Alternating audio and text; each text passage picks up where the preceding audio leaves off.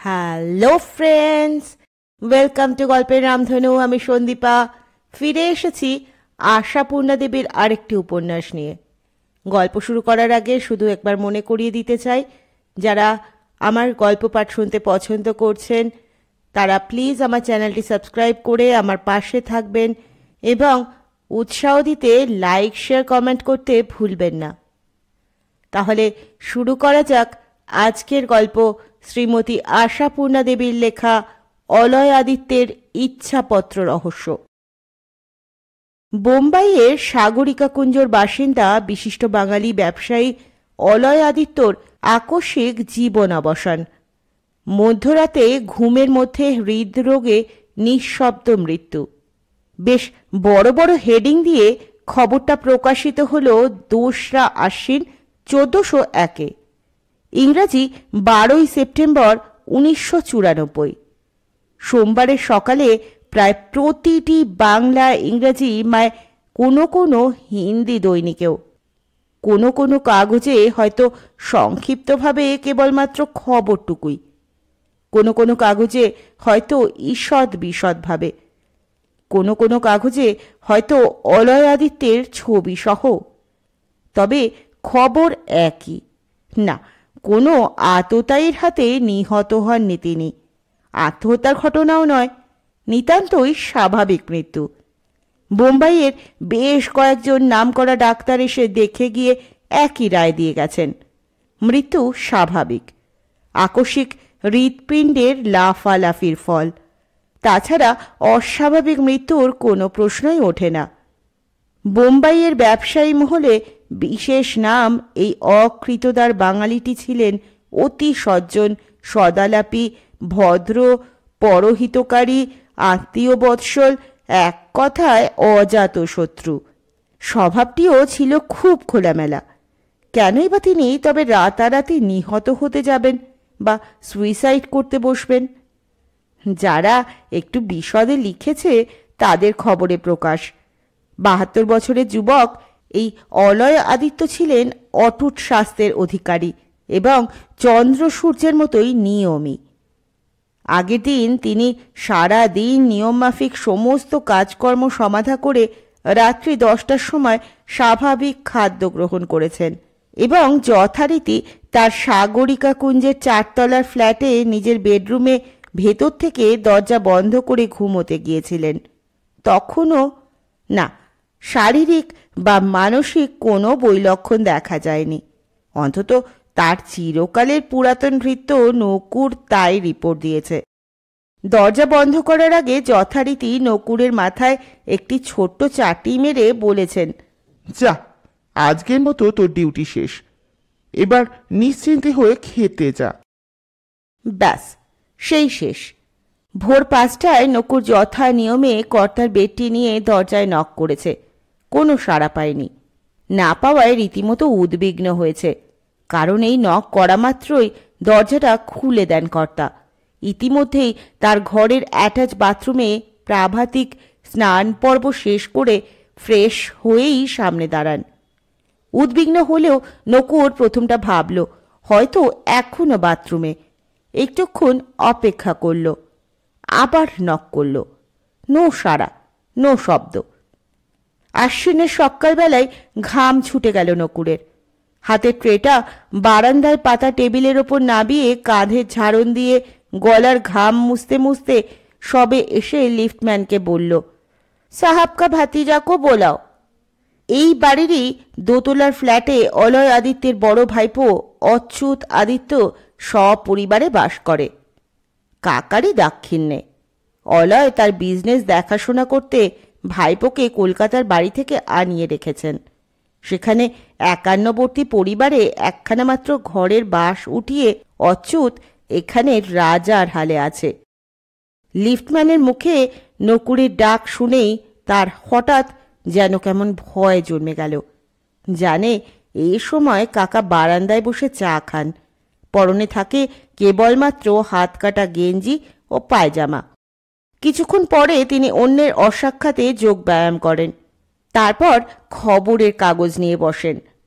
তো সেই সময়ের আগে একমাত্র নকুর ছাড়া কারো ওই 4 তলার ফ্ল্যাটে প্রবেশ অধিকার থাকে না।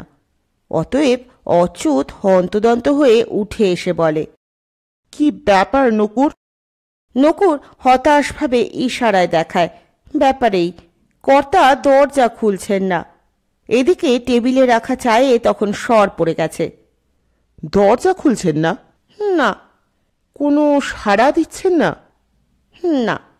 হঠাৎ অসুস্থ হয়ে পড়েননি তো? জানি না। দরজায় জোরে ধাক্কা দিয়েছ? নকুর হঠাৎ হাউমাউ করে কেঁদে উঠে বলে, আমি কিছু জানি না বর্দাবাবু, এখন আপনি যা করবার করুন। বর্দাবাবু আর কি করবেন, পুলিশে খবর দেওয়া ছাড়া, সেই সঙ্গে পারিবারিক ডাক্তার অলয়াদিত্যের বন্ধুসম ডাক্তার মুখার্জিকেও ফোন করা ছাড়া। ডাক্তার মুখার্জি একটু দূরে থাকেন, তবু খবর শুনেই উদ্ভ্রান্ত হয়ে ছুটে এলেন।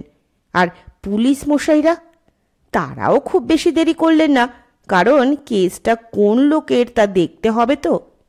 তারা এসেই চটপট তাদের প্রাথমিক কাজটি করলেন, অর্থাৎ দরজাটি ভাঙলেন। কিন্তু ভাঙা মাত্রই তারা কি তাদের পূর্ব অভিজ্ঞতা মতো ঘরের মধ্যে চোখ ফেলেই আটকে উঠে আর্তনাদ করে পিছিয়ে সরে এলেন? সামনেই দেখলেন একটা গলায় ফাঁস লাগানো ঝুলন্ত দেহ, কিংবা বিছানায় শায়িত একটা রক্তাক্ত কলেবর, অথবা ঘরের মধ্যে প্রচণ্ড ধাক্কাধাক্কির চিহ্ন সমেত মাটিতে লুটিয়ে পড়ে আছে একখানি দীর্ঘ সুন্দর দেহ? মোটেই তা নয়। তারা যেন হতবম্ব হয়ে স্থির নেত্রে ঘরের মধ্যে স্থির চিত্র দেখতে পান। ঘরের চেহারা নিথর পাথর, একধারের একটা জানলা ঈষৎ খোলা, আর মাথার ওপরকার সিলিং ফ্যানটা মাঝারি বেগে এক মনে ঘুরে চলেছে। সেইটুকু ঘোরার ফলে মাঝে মাঝে বিছানার চাদরের কোণটা একটু উঠছে, জানলার পর্দাগুলো একটু দুলছে। আর খাটের ওপর, খাট নয় পালঙ্কই বলা উচিত, সাবেকি স্টাইলের কাজ করা পালঙ্কের ওপর সাবেকি বাঙালিয়ানা ধরনের বিছানা। এতকাল বোম্বাইতে বাস করেও অলয়াদিত্যর বিছানায় দামি চাদরের কোনো ছাপ কখনো পড়েনি। স্রেফ সাদা ধবধবে চাদর, সাদা ধবধবে ঝালর দেওয়া ওয়ার লাগানো একজোড়া মাথার বালিশ, আর বিছানার দুপাশে দুটো গাবদা গোবদা পাশ বালিশ, আর পায়ের কাছে গোল্লা গোল্লা একটি তাকিয়া। এরই মধ্যে দুধ সাদা রং স্যান্ডো গেঞ্জি ও কোচানো ধুতি পরা দীর্ঘদেহী অলয়াদিত্য একটি গাবদা পাশ বালিশ আঁকড়ে পাশ ফিরে শুয়ে আছেন দরজার দিকেই মুখ করে। বিছানাতে ধস্তাধস্তির কোনো চিহ্ন নেই, এমনকি চাদরটা একটু কোচকানোও নয়। ডক্টর মুখার্জি এগিয়ে এসে আসতে বললেন, ন্যাচুরাল ডেথ, হার্ট ফেলিওর। সরে এলেন। তবু তা হলেও পুলিশ তো তাদের কর্তব্য না করে ছাড়বেন না, তাই পাশ ফেরা মুখটাকে একটু ঘুরিয়ে নিরীক্ষণ করে দেখতে চেষ্টা করলেন গলায় গলা টিপে ধরার কোনো দাগ আছে কিনা। হতাশ হলেন, কিন্তু তারপরেই হঠাৎ তাকিয়ে দেখলেন বালিশের তলা থেকে কি একটু বেরিয়ে রয়েছে, চিকচিকে সোনার মতো। ভাইপোর দিকে তাকিয়ে বললেন, এটা কি ব্যাপার? অচ্যুত সেটা টেনে বার করল, হাতঘড়ির সোনার ব্যান্ড। অলয়াদিত্যর বরাবরের অভ্যাস, রাত্রে ঘুমের সময় মাথার বালিশের তলায় হাতঘড়িটা রাখা। তা চামড়ার ব্যান্ডে হাতে দাগ লাগে বলে ইদানিং রূপো দিয়ে একটা ব্যান্ড করিয়ে নিয়েছিলেন, কিন্তু অচ্যুত পরে কাকার এই গত বছরের জন্মদিনে শখ করে সোনার ব্যান্ড করিয়ে দিয়েছিল। দেখে পুলিশ ইন্সপেক্টরের চোখ জ্বলে উঠল। পিওর গোল্ডের? অচ্যুত ইয়েস স্যার বলে তাড়াতাড়ি সেটা পকেটে পুরে ফেলে। চোর আর পুলিশ দুজন সম্পর্কেই একই মনোভাব আসে, সুযোগ পেলেই এরা সোনা টোনা খপ করে বাগিয়ে নিয়ে বসে। কিন্তু ততক্ষণে প্রধান পুলিশ সাহেবের চোখ দুটো গোল্লা হয়ে উঠেছে আরও একটা জিনিসের আবিষ্কারে। তিনি বলে প্রায় লাফিয়ে ওঠেন, এই তো পাওয়া গেছে। কিন্তু কি সেই জিনিসটি? বিশেষ কিছুই নয়, এক টুকরো সাদা কাগজে কয়েক লাইন লেখা, তার তলায় অলয়াদিত্যের হাতে স্বাক্ষর ও তারিখ। আর কে পায় তাকে? এই তো পাওয়া গেছে, suicide note. Suicide note? Achyut এগিয়ে এসে কাগজটা নিতে চায়। তিনি সহজে হাতছাড়া করতে চান না। অচ্যুত তবুও চেষ্টা করে দেখে চোখ বুলিয়ে বলে, কে বলেছে সুইসাইড নোট? এ তো এক ধরনের প্রার্থনা মন্ত্র গোছের। প্রার্থনা মন্ত্র? কথাবার্তা অবশ্য ইংরাজিতেই হচ্ছে, কারণ সাহেব তো মহারাষ্ট্রীয়। তবে লেখাটা তো বাংলা, তার বোধগম্য ভাষা নয়। তাহলেও তিনি যেভাবে অবিশ্বাসের ভঙ্গিতে মাথা নাড়লেন, তাতে মনে হলো বাঙালকে হাইকোর্ট দেখাতে এসো না। তারপর কাগজটা নিজের হাতেই রেখে বললেন, আচ্ছা, আমায় তর্জমা করে শোনাও তো। এই জিনিস এত চটপট তর্জমা করা যাবে না স্যার, আপনার মাথাতেও ঢুকবে না। তবে যদি চান তো এর 2-4টে জেরক্স কপি নিয়ে যান, থানায় নিয়ে গিয়ে কোনো বাঙালি নবিশকে দিয়ে বুঝে নেবেন। সাহেব ঘোরতর আপত্তিতে মাথা নেড়ে বললেন, তার অত সময় নেই। ওসব জেরক্স কপি টপি যা করবার তিনি করিয়ে নেবেন। আপাতত তিনি এই বস্তুটি হাতছাড়া করবেন না। কিন্তু অলয় আদিত্যের ভাইপো অচ্যুতাদিত্য কম লোক নয়। সে দৃঢ়ভাবে বলে, কিন্তু আমিও তো এটি হাতছাড়া করতে রাজি নই। আমার একান্ত প্রিয় আত্মীয়জনের শেষ হস্তাক্ষর। কোনো চিন্তা করবেন না, দেরি হবে না। 2 মিনিটের মধ্যেই এর 2-4 শিট জেরক্স কপি পেয়ে যাবেন। তারপর নকুরের দিকে তাকিয়ে বলে, নকুর, কাকার অফিস ঘরটা খুলে চট করে কয়েকটা জেরক্স কপি করে দিতে পারবি? নকুর তো এক মনে ঝাড়নের কোণে চোখ মুছে চলেছিল। ওই বেটা পুলিশ অফিসার দুজনের ধমক খাবার ভয়ে একবারও কর্তাবাবু গো বলে ডুকরে উঠতে পারেনি। এখন কান্না চাপা গলায় বলে, পারবো না কেন, যখন তখনই তো করি। আসলে অলয় আদিত্যর নিজের অফিস ঘরে একটা জেরক্স মেশিন আছে, দরকার মতো ব্যবহার করতেন। কাজের সুবিধের জন্য নকুরকে তার পদ্ধতি শিখিয়ে দিয়েছিলেন। অচ্যুত পুলিশকে বুঝিয়ে দিল ব্যাপারটা, অতএব তারা বাধ্য হয়ে কাগজটি হাতছাড়া করলেন। নকুর চলে যেতেই সাহেব বললেন, এই লোককে? অচ্যুত বলল, আমার কাকার, অর্থাৎ ওই সদ্যমৃত ব্যক্তির সবচেয়ে কাছের লোক, বিশ্বাসী পুরাতন কাজের লোকটি সব সময় তার সেবায় নিযুক্ত থাকে। খাওয়া দাওয়াও এর হাতে? নিশ্চয়ই, গত রাত্রেও এর হাতেই খেয়েছিলেন। অচ্যুত তীব্রভাবে বলে, কেবলমাত্র গত রাত্রেই কেন, ওর সারা জীবন আর ওর প্রভুর সারা জীবন, সমস্ত দিন রাত্রি সকাল সন্ধ্যের যে কোনো সময় খাওয়া দাওয়াই ওর হাতে, এমনকি অসুখ করলে ওষুধ পর্যন্ত।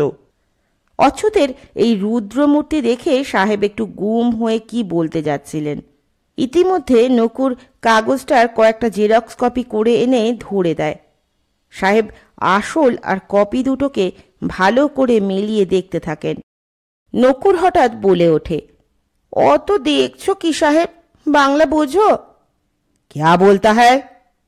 অচ্যুতের দিকে তাকিয়ে ক্রুদ্ধ কণ্ঠে বলেন সাহেব, ক্যা বলতা ইয়ে আদমি?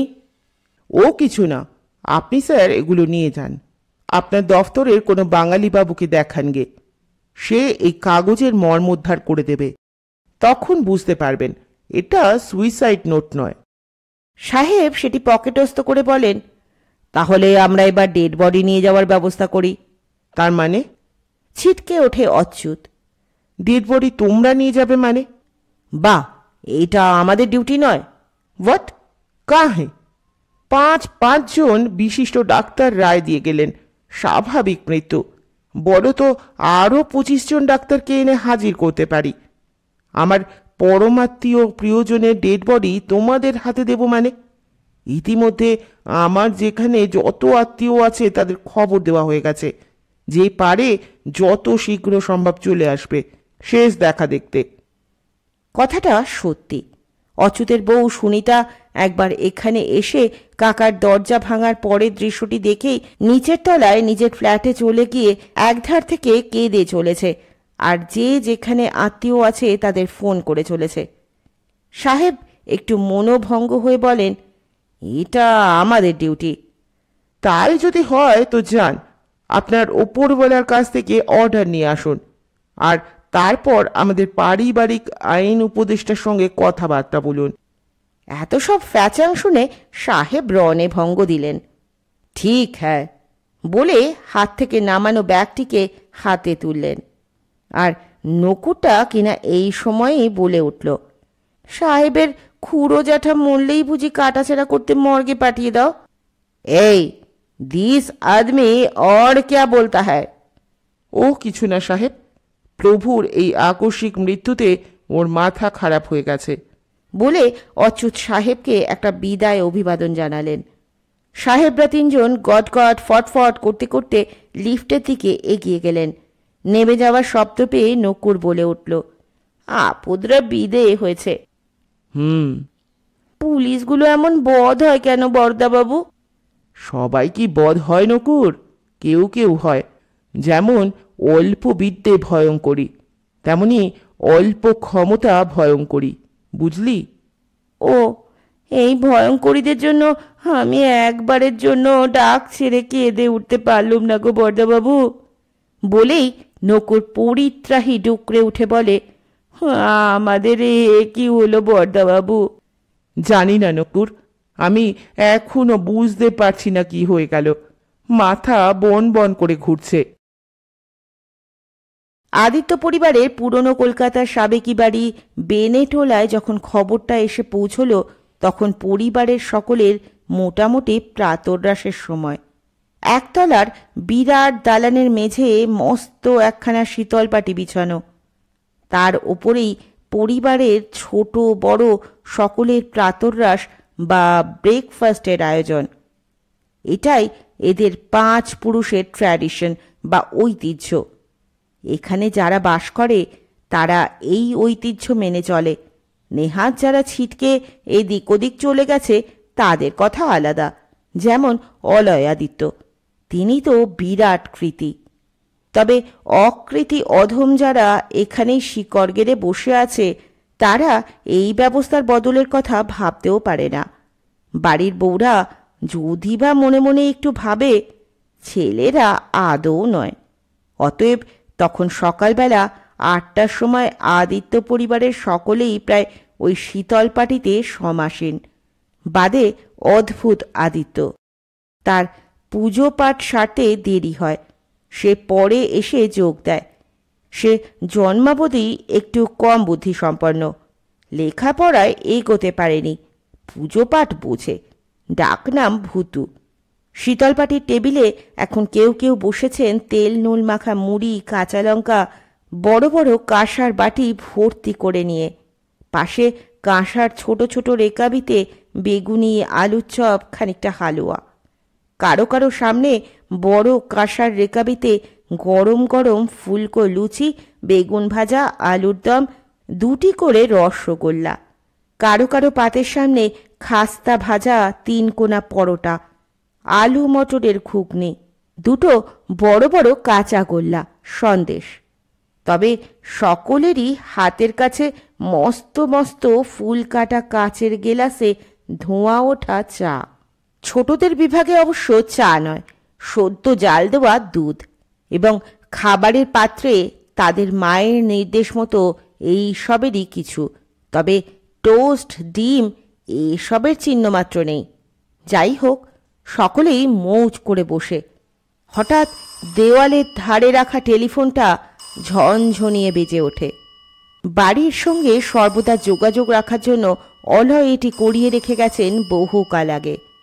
বাবুরা সকলেই খেতে ব্যস্ত, অর্থাৎ অলয় আদিত্যের খুড়তুতো কাকার 4 নাতি মলয়, প্রলয়, নিলয়, বিলয়, এরা এই বেনেটোলার পৈতৃক বাড়িরই চির বাসিন্দা। বাবুরা খেতে ব্যস্ত, কাজেই একজন বউ ফোনটা ধরে, তারপর বলতে থাকে, হ্যালো হ্যালো, কে? বড়দি, বোম্বে থেকে বলছো? কি বলছো? হ্যাঁ, কি বলছো?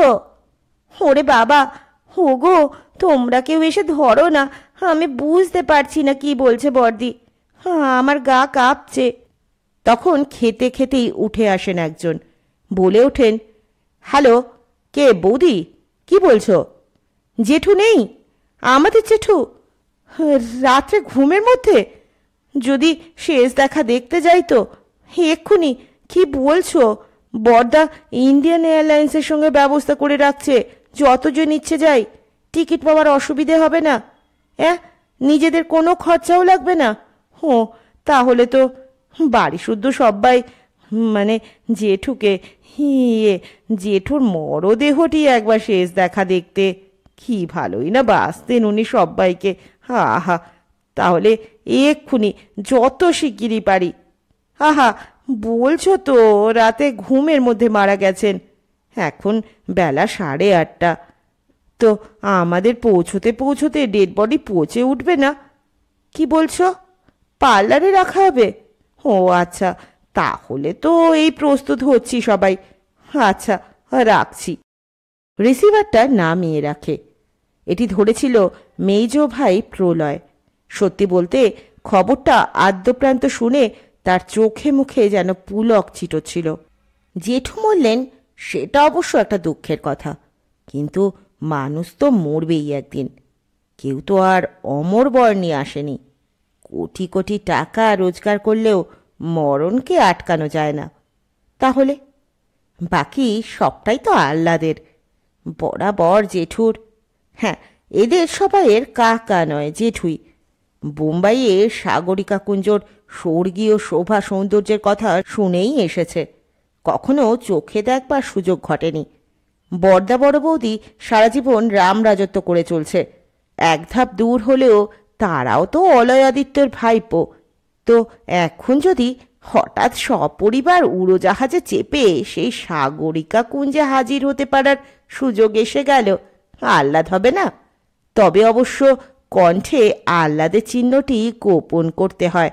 রিসিভারটা নামিয়ে রেখে প্রলয় আবার তার লুচি বেগুন ভাজার সামনে এসে বসে পড়ে যতটা সম্ভব দুঃখ দুঃখ মুখ করে বলে, সবাই তো শুনলে সব, এখন চটপট তল্পিতল্পা বাঁধো। অবশ্য উড়োজাহাজের ব্যাপার, বাক্স বিছানা চলবে না, তার দরকারও নেই, সেখানে তো অঢেল। বলে আবার গপ গপ করে বাকি লুচিগুলো শেষ করায় মন দেয়। অন্যরাও অবশ্য তাই করে। বউরা রান্নাঘরে ঢুকে গিয়ে যার যার রেকাবি নিয়ে বসে পড়ে।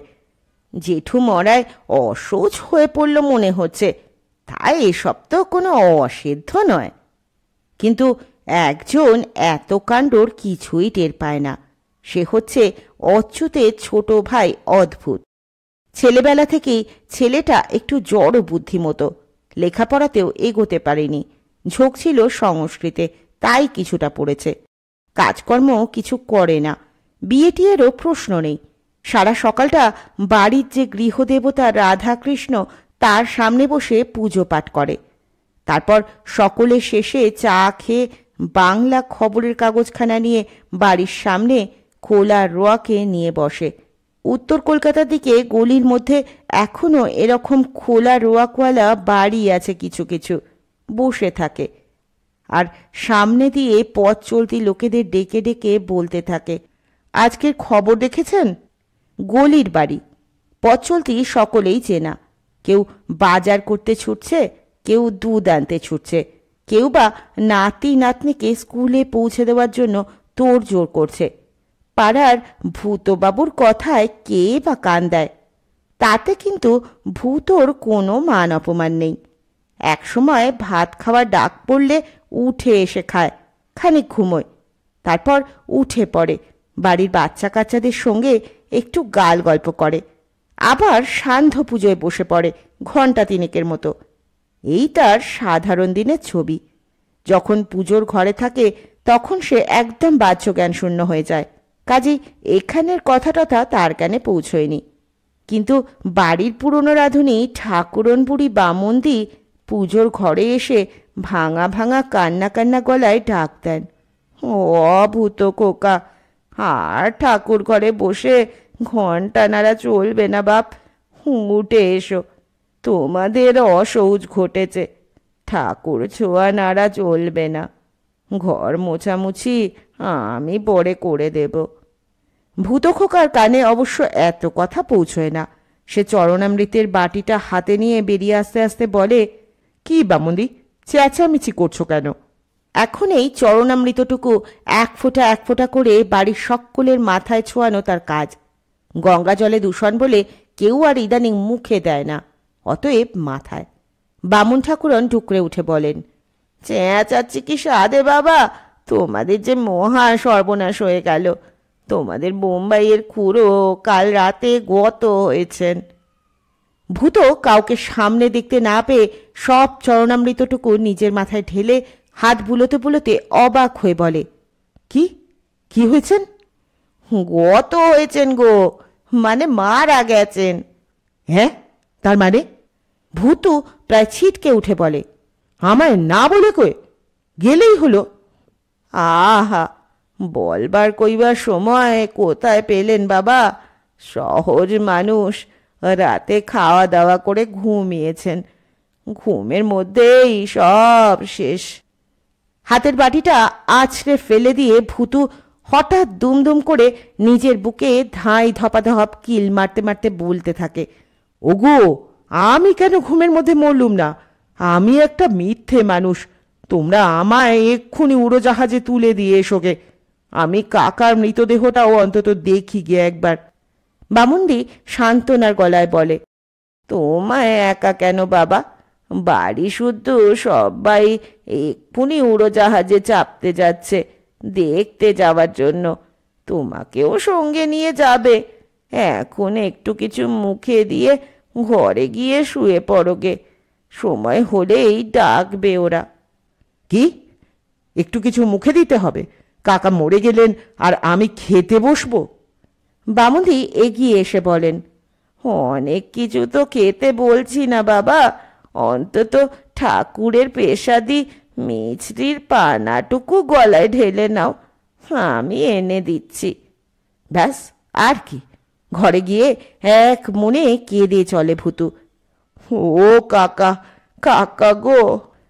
তারপর মলয় যখন এসে ডাক দেয়, এই ভূত, জামা জুতো পরে নে, এয়ারপোর্টে যেতে হবে। তখন চোখ মুছে উঠে জামা কাপড় পরে নিয়ে বলে, জুতো পরবো মানে? এখন জুতো পরতে আছে? মলয় বলে, আরে বাবা, হাওয়াই চটি, রাবারের জিনিস, চামড়ার তো নয়।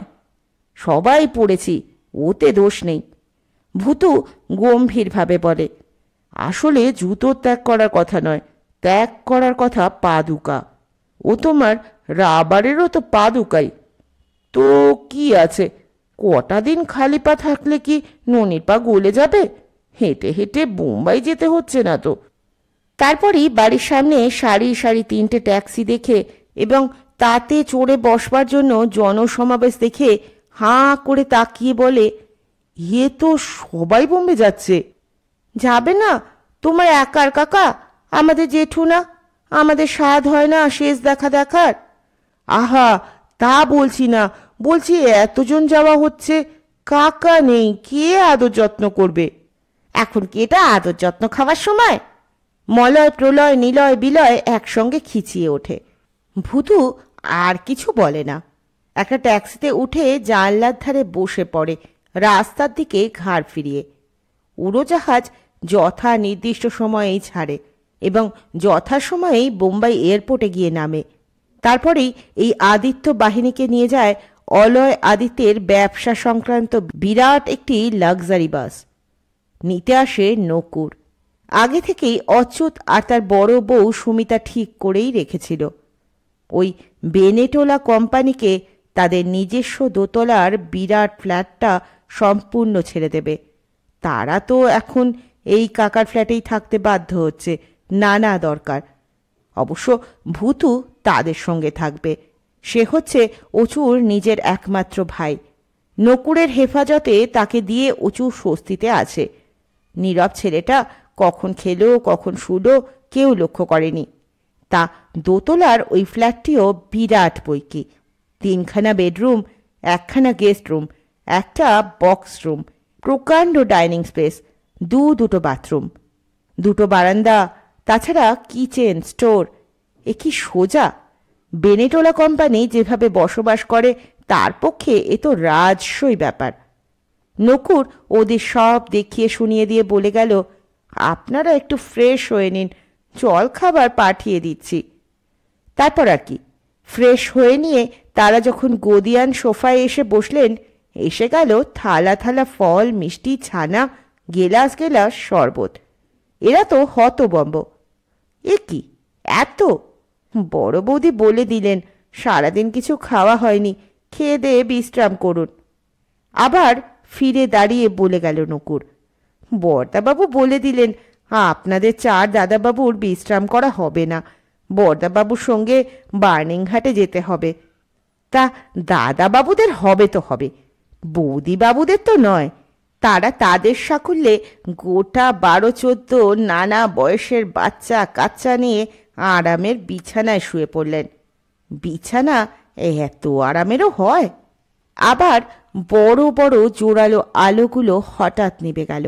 ঘরের মধ্যে জ্বলে উঠল হালকা নীল আলো, যেন পরীর রাজ্য। কে করলো এসব?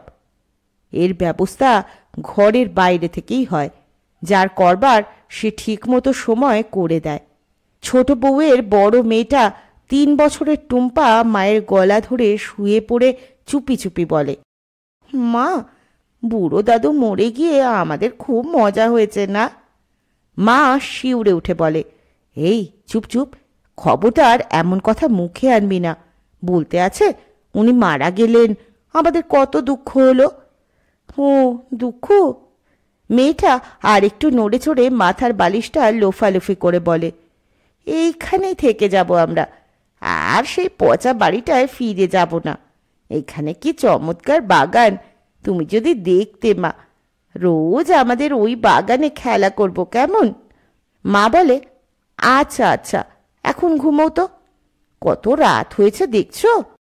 মেয়েটা অবশ্য ঘুমিয়েই পড়ে, কিন্তু ঘুমের মধ্যে স্বপ্নের ঘুরে ওই গোলাপ বাগানে ঘুরে বেড়ায়।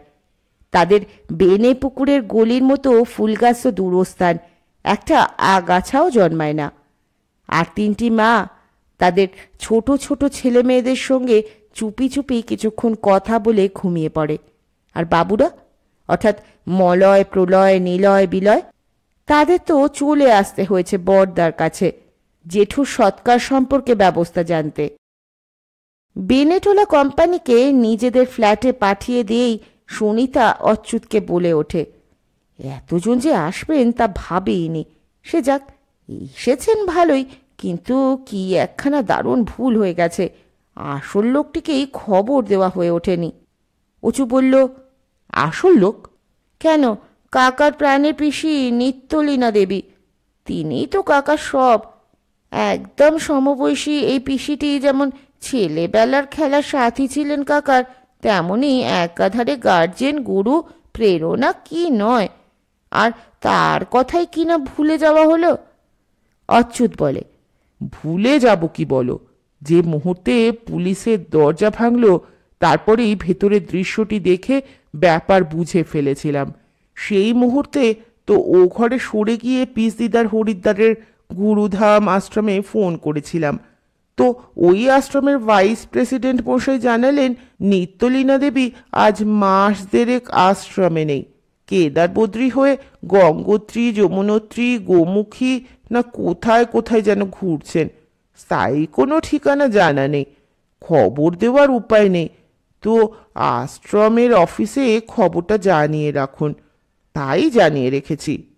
সুনিতা বলল, এই ব্যাপার, কই বলনি তো? বলার সময় পেলাম কখন? তা বটে, আহা, পিসদিদা জানতে পারবেন না। সুনিতা অবশ্য সেই আশ্রমবাসিনীকে কখনো চোখে দেখেনি, তবে কাকার কাছে গল্প শুনে শুনে তার আদ্যপ্রান্ত মুখস্থ। সময় পেলেই অলয় বলতেন, বুঝলে বৌমা, একেবারে আমার সমবয়সী হলেও আর ছেলেবেলার আমার একমাত্র বন্ধু আর খেলুড়ে হলেও একটু বড় হতে না হতেই সে একেবারে আমার ধারিকা, বাহিকা, পালিকা।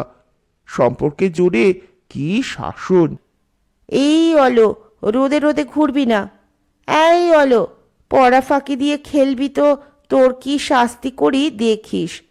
সেটা তো আমাদের সেই বেনেটোলা বাড়ির পরিবেশ, বৃহৎ পরিবার, সারাক্ষণ লোক গিস গিস করছে, তার ভেতর থেকে পিসি আমায় শাসাতো।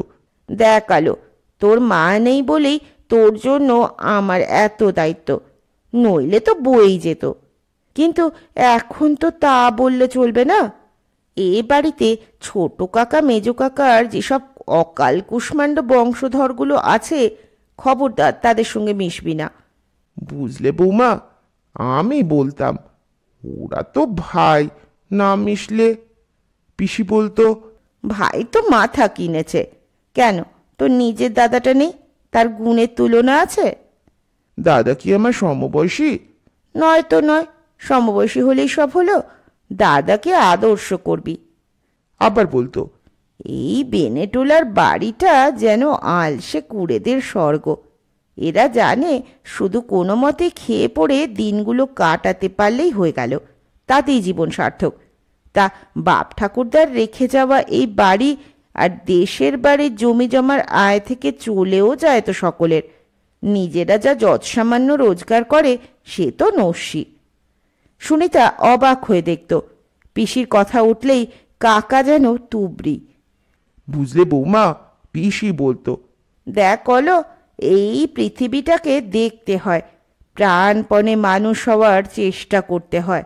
হ্যাঁ, মানুষ তো হতেই হবে, মানুষের মতো মানুষ, বড়লোক হওয়ারও চেষ্টা করতে হবে। টাকা না থাকলে তুই কারো উপকার করতে পারবি, টাকা না থাকলে 5 জনের সামনে মান্যগণ্য হবি।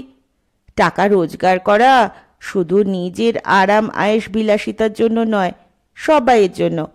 তবে নিজেই কি আর হ্যাংলার মতো থাকবি? সেখানেও একটু ঐশ্বর্য আড়ম্বর থাকা উচিত। তো সেই পিসি তো 12 বছর বয়সেই বিয়ে হয়ে শ্বশুর বাড়ি চলে গেল। বাড়িতে আমার কেউ কোথাও নেই, না বন্ধু, না খেলার সঙ্গী। তা বলবো কি, বছর 2 পরে আবার ফিরে এলো বিধবা হয়ে। ব্যাস, তদবধি সংসারের হাল পিসির হাতে। বাবা দাদা আমি সবাই তার প্রজা। তো দাদা তো দিল্লিতে চাকরি করতে গেল, বাবা এতদিনে বিয়ে দিয়ে বসেছেন বড় ছেলের। হায় হায়, বছর পরে ফিরে এলো দাদা চাকরি ছেড়ে দিয়ে। বউ মারা গেছে, দুটো বাচ্চা সামলায় কে? বাচ্চা দুটো কে বুঝতে পারছো তো বৌমা? তোমার বর এই অচ্যুত, আর তোমার ওই বোকা শোকা দেওর অদ্ভুত।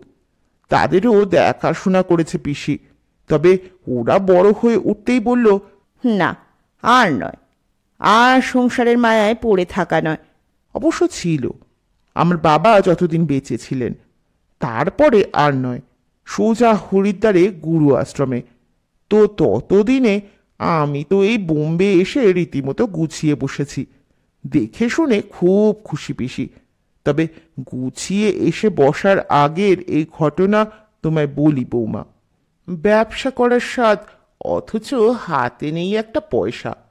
পিসি তার গলার একটা মোটা সোনার হাত দিয়ে বলল, আমি বিধবা মানুষ, হার নিয়ে কি করব?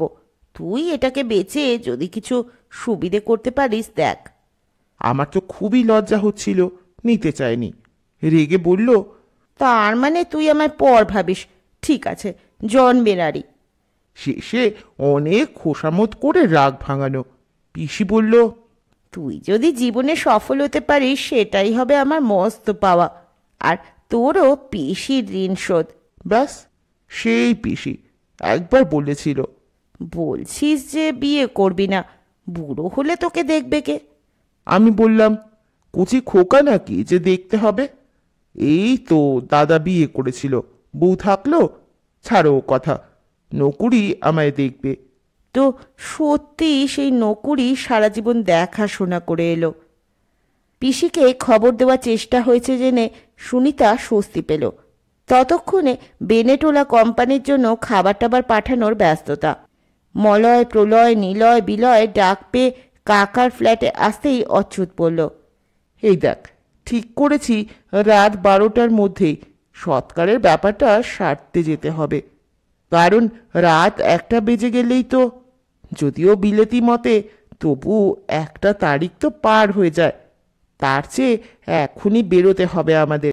প্রলয় খুব বিজ্ঞের মতো বলে ওঠে। ঠিক ঠিক বলেছ বর্দা। জেঠু বাসি মরা হওয়া পছন্দ করতেন না। নকুর একবার জ্বলন্ত দৃষ্টিতে তাকালো এই প্রলয়দা বাবুর মুখের দিকে। কলিকাল বলেই বোধহয় ভস্ম হয়ে গেল না প্রলয়, কাজেই দিব্যি আস্ত সুস্থভাবেই বলল, তা সৎকারের সব ব্যবস্থা ঠিক আছে তো?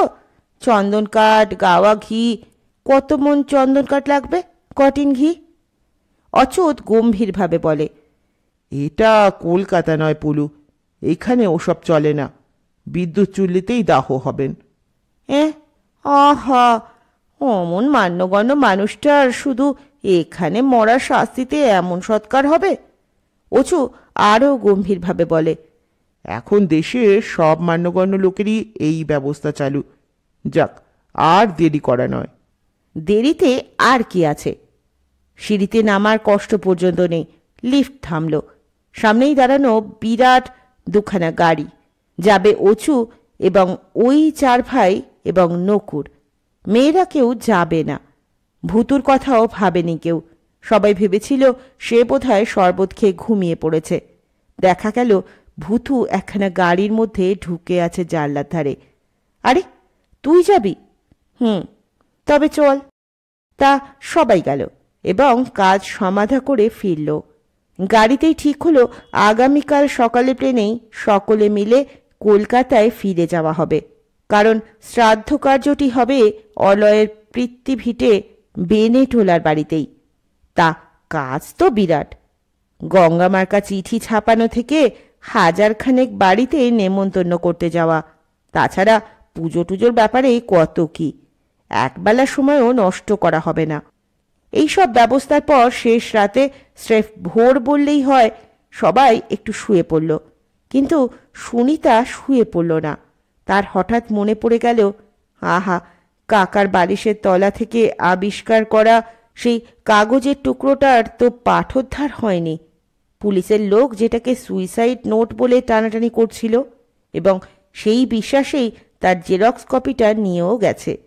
সুনিতা উঠে গিয়ে সেই কাগজটা বের করল। অচুকে ডেকে বলল, আচ্ছা, এটা তো এখনো পর্যন্ত দেখাই হলো না। ঘুমে চোখ ভেঙে আসছিল অচুর, তবু কষ্টে চোখ খুলে বলল, সত্যি তো, কি আশ্চর্য, মনেই পড়েনি, পড়ো তো। সুনিতা আস্তে আস্তে পড়ে। এখন পয়লা আশ্বিনের রাত 12টা বাজতে মাত্র 5 মিনিট বাকি। শুনতে পাচ্ছি সেই অমোঘ পদধ্বনি। নিতে আসছেন তারা আমায়, আমার পূর্বপুরুষেরা।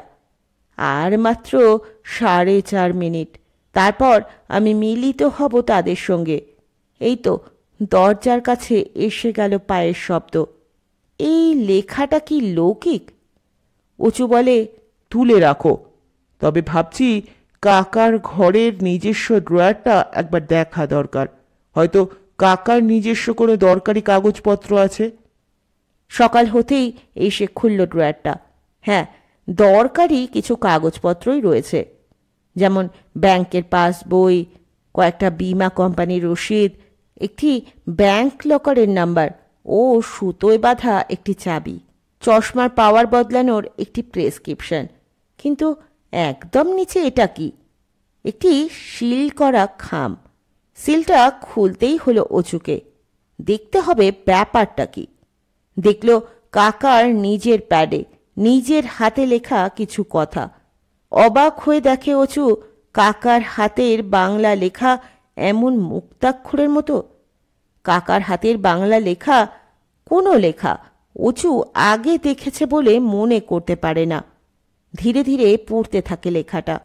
আমার পূর্বপুরুষেরা উইল করা পছন্দ করতেন না। তাদের নাকি ধারণা ছিল উইল করলেই মৃত্যু ত্বরান্বিত হয়। তবে অবস্থা উইল করবার মতো ছিল বাকি তাদের। নেহাত তো দিন আনি দিন খাই অবস্থা। কিন্তু তাদের বংশধর আমি অলয় আদিত্য। ভাগ্যক্রমে প্রভূত সম্পত্তি অর্জন করে ফেলেছি, অথচ আমি অকৃতদার, অতএব নিঃসন্তান। কাজেই এই সম্পত্তি সমূহ উচিত মতো বন্টন ব্যবস্থার জন্য একটি ইচ্ছাপত্র সম্পাদন করে রেখেছি, একেবারে পাকাপাকিভাবে রেজিস্ট্রি করা দলিল। এই ইচ্ছাপত্রের ইংরাজিতে তর্জমার একটি কপি আমার এখানের আইন উপদেষ্টা বিখ্যাত সলিসিটর জিডি সিংঘানিয়ার নিকট রক্ষিত আছে। অপর একটি ইংরেজি তর্জমা আমার কলকাতার আইন উপদেষ্টা অ্যাটর্নি শ্রী শঙ্কর মুখার্জির দপ্তরে জমা আছে। আমার স্বহস্তে লিখিত বাংলা ইচ্ছাপত্রের একটি বাংলা প্রতিলিপি রাখা আছে আমার বেনেটোলার বাড়ির নিকটতম প্রতিবেশী ও হিতৈষী পরামর্শদাতা উকিল শ্রী শশধর ঘোষের নিকট। কারণ আমার আত্মীয় স্বজনেরা সকলেই তেমন ইংরাজি নবিশ নয়, বাংলা ভাষাটা তাদের সহজে বোধগম্য। যাই হোক, উক্ত 3 বাড়ির কাছেই নির্দেশ দেওয়া আছে, আমার মৃত্যু ঘটলে তারা যথাযথ ব্যবস্থা করবেন। কাজেই ভবিষ্যতে কোনো অসুবিধে হবে বলে মনে হয় না। স্বাক্ষর শ্রী অলয় আদিত্য। তাং দেখা যাচ্ছে বেশ কিছুদিন আগের লেখা। জিনিসটা আবার কাকার ড্রয়ারে রেখে দিয়ে অচু ভাবতে থাকে। আশ্চর্য, এই ব্যাপারটার বিন্দু বিসর্গও সে জানত না। কাকা তো সব বিষয়েই তার সঙ্গে আলোচনা করতেন, পরামর্শ করতেন। অবশ্য উইল জিনিসটা গোপনীয় ব্যাপারই, কবে কোন সময় খেয়াল হয়েছে এবং সেই মতো কাজ করে রেখেছেন। বুদ্ধিমান হিসেবি মানুষ তো। সুনিতাকে এখন এ বিষয়ে কিছু বলে না অচ্যুত। সুনিতা তাই একটু পরেই এসে বসে পড়ে বলে, ওহ, তখন সে চিরকুটটায় পয়লা আশ্বিনের রাত 12টা পড়ে কি ভয় ভয়ই করছিল। পূর্বপুরুষের পায়ের শব্দ শুনতে পাচ্ছেন, ওরা ওকে নিতে আসছেন, আর হলোও তো তাই। তারপর বলে ওঠে, কাকা মাঝে মাঝেই বলতেন, জানো বৌমা, আমার বাবা ঠাকুরদা পূর্বপুরুষেরা পয়লা আশ্বিন রাত 12টায় মারা গেছেন, আমিও তাই যাব। আমার তো বাপু শুনে গা কাটা দিত, তবে মনেও হতো একজন বুদ্ধিমান বয়স্ক লোক এমন একটা অলৌকিক ধারণাবদ্ধ কেন। তবে বেশিক্ষণ তো কথাবার্তা চালানোর সময় নয় এটা। এখনই কলকাতায় যাওয়ার তোড়জোড় করতে হবে। ছোট বউয়ের মেয়ে টুম্পা বিছানায় উঠে বসেই বলে, মা, তোমরা সব কি বলা বলি করছিলে? আমাদের নাকি এক্ষুনি এখান থেকে চলে যেতে হবে। শুধু শুধু মারলে তুমি আমায়। কি দোষ করেছি আমি? দেখো, আমি কলকাতা সেই পচা বাড়িটায় আর যাব না। এরোপ্লেন থেকে লাফিয়ে পড়ব, তারপর ছুটতে ছুটতে আবার এখানে ফিরে আসব। বাহ, চমৎকার! এখানে তখন কে থাকবে? আমরা সবাই তো চলে যাচ্ছি। তারপর আবার ভ্যাঁ ভ্যাঁ। তোমরা সবাই পাজি, সবাই বিচ্ছিরি। অথচ শেষ পর্যন্ত দেখা গেল বেনেটোলার বাড়িতে এসে ঢুকেই টুম্পা হইচই করে ওঠে, ও বামুন্দি মাসি, এতদিন তুমি একা ছিলে, তোমার ভয় করছিল না? বামুন্দি বলেন, বুড়ো মানুষের আবার ভয়। ও বামুন্দি মাসি, তুমি যদি যেতে বুঝতে, আর ফিরে আসতেই চাইতে না। কি বাগান, কি সুন্দর বাড়ি। আবার তখনই কোথা থেকে যেন নিজের পুতুলের বাক্সটা ঠেলে এনে তার পুতুল ছেলে মেয়েদের বের করে আদর করতে শুরু করে। তবে আমার সোনারা, এতদিন তোদের চান করায়নি, দুধ খাওয়ায়নি। 2 দিনই তার কাছে এতদিন। শুনছিলেন শ্রীমতী আশাপূর্ণা দেবীর লেখা অলয় আদিত্যের ইচ্ছাপত্র রহস্যের প্রথম পর্ব। খুব তাড়াতাড়ি ফিরব 2য় পর্ব নিয়ে। ততক্ষণ পর্যন্ত সকলে ভালো থাকবেন, সুস্থ থাকবেন, পাশে থাকবেন। নমস্কার।